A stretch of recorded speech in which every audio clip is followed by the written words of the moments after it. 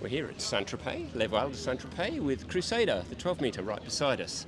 And I've got the skipper, Jamie Bolingbroke, with me. I've just spoken to Richard Matthews, who was of the era of this yacht. And there's a whole bunch of crew here who are definitely not of the era of this yacht. There's a few challenges here, I take it, is there? Basically the boss, he likes to bring his friends along as much as he can, and obviously we need a few of the younger guys, not too young, but a bit younger, kind of just get the boats to get sails up and down. It's pretty heavy loads, big gears, and so we just got to try and keep the old girl going around the course as quickly as we can, really. So.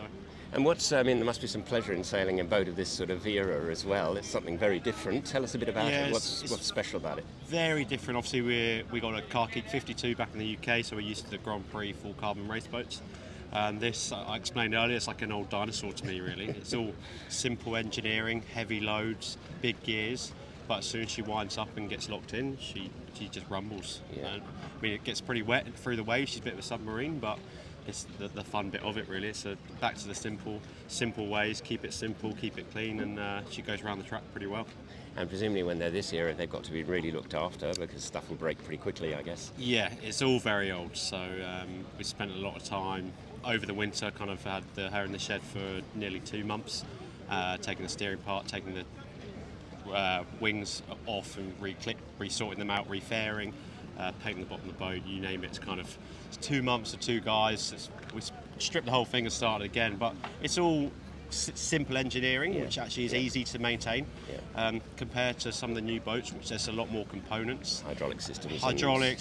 Composite work, and breaking them down is a lot more complex than this stuff. So even though it looks like there's a lot of winches, the winches are pretty simple to maintain and service. And hopefully, so far, we've done 6 weeks racing nearly out here now, and we've only had one failure in the primary, which we can't get the spare parts for anymore, so I've just about got that hanging in there still.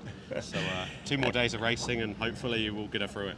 And how much has got to change? I've got a message from a mate of mine who sailed on this in the America's Cup campaign, and he's saying he had bolt cutters ready in case they got an override on the wire on the main sheet. Are things a little different these days? Yeah, obviously the development of the rope now, the Technora and PBO runners, etc., is very different. Yeah, there was back in the day they had wire jib sheets, wire halyards that were tapered in a bit of rope back in the day, and the pit trimmer you can just see on the right here, he would have a wire cutter in there if they get an override on the winch, which still happens with the modern technology.